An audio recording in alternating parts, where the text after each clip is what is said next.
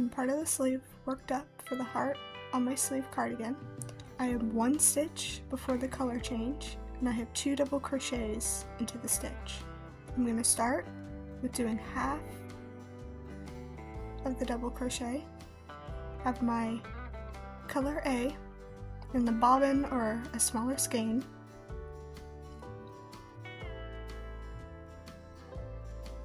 finish off the double crochet with that color, and now we can do the color locking method. We're going to yarn over,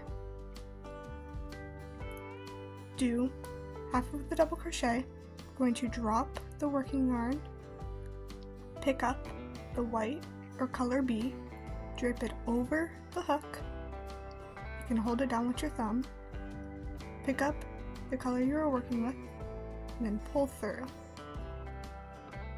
And so now the white will be locked up here. We'll do it one more time.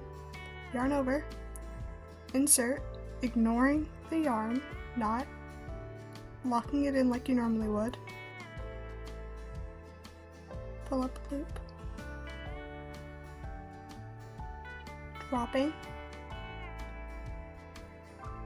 and then draping. Picking up color A one more time, yarning over and pull through. So now it's locked up here rather than down here. One more time, yarn over, insert and pull up a loop, ignoring this yarn, yarn over, pull through, drop,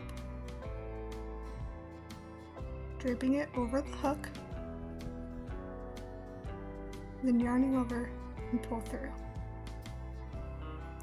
Although in this step we would have changed back over to the white, so I'll show you how to do that. You'll just do half the double crochet like you did in the beginning, dropping, picking up the color B, pulling through with that color, and then completing the pattern.